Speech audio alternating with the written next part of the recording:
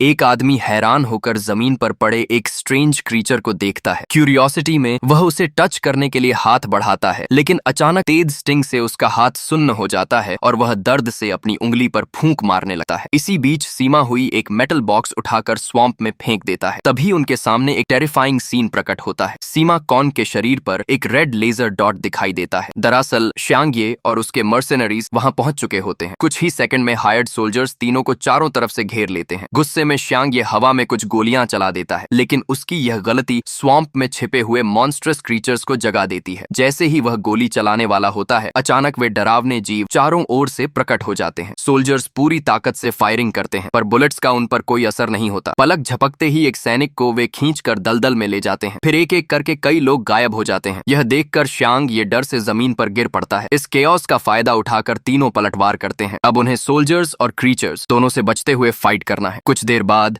10वीं टुकड़ी का कैप्टन सीमाकॉन्ग पर गन तान देता है, लेकिन अगले ही पल वह भी एक क्रीचर द्वारा स्वैम्प में खींच लिया जाता है। सबसे खतरनाक पल तब आता है जब लीसा को एक क्रीचर पकड़ लेता है, लेकिन सीमा तुरंत रिएक्ट करता है, उसके टेंटिकल पर वार करता है और उसे छुड़ा लेता है। दोनों किसी तरह स्ट्रगल करते हुए बाहर निकल आते हैं। अजीब बात यह होती है कि जैसे ही लोग क्रीचर्स की रेंज से बाहर निकलते हैं, वे अचानक स्वैम्प में वापस सिमट जाते हैं। भागते भागते आखिरकार सब लोग गोल्डन सिटी पहुंच जाते हैं। पूरा शहर गोल्डन लाइट से चमक रहा होता है। हर तरफ गोल्ड ही गोल्ड दिखाई देता है। सब लोग स्टन्ड रह जाते हैं। तभी सीमा हुई को पुरानी आर्कियोलॉजिकल टीम का बैग दिखता है और उसे अपना अतीत याद आता है, कैसे वह स्पाइडर वेब में फंस गया था और प्रोफेसर चेन ने उसे बचाया था। संयोग से वह एक स्लीपिंग पॉड में पहुंचकर जीवित बच गया था। उधर शांग ये अब भी इमॉर्टैलिटी के ख्याल में डूबा हुआ है। जल्द ही दोनों पक्षों के बीच फिर से फाइट शुरू हो जाती है, जब सीमा कॉन्ग और शांग ये आमने सामने लड़का